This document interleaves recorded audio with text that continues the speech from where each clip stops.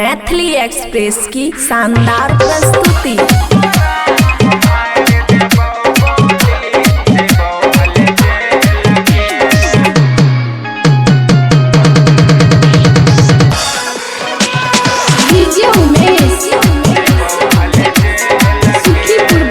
Khushi recording studio Baluaha.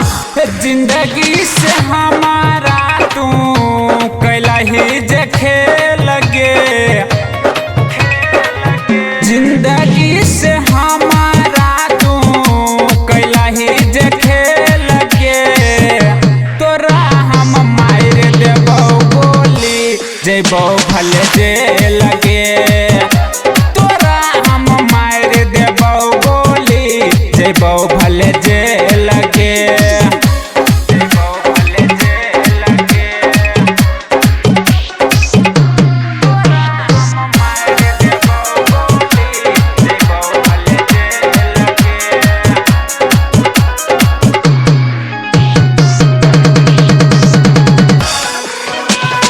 Music by DJ Umesh Shukipur Khushi recording studio Baluaha. जान से ज्यादा कईने रहियो तोरा ऊपर भरोसा गे। जान से ज्यादा कईने रहियो तोरा ऊपर भरोसा गे। जान जान कह के हमरा तू दे दिलही धोखा गे। जिंदगी में हमारा पर अहलही झमेल गे।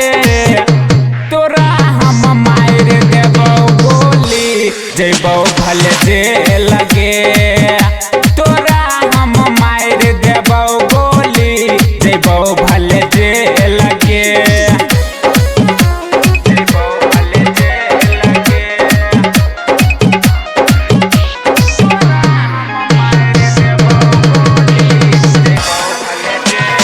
Music by DJ Umesh Shukipur Bazar.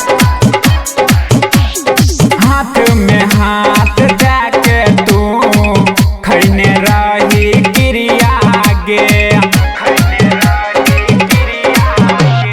हाथ में हाथ जाके तू खैने रही गिरिया गे। तब के ना भूल गलही हमारो फिक्रिया गे। रंजित तरसकी के बना गलही रखे लगे। तोरा हम मार देबो गोली जेबो भले जेल गे।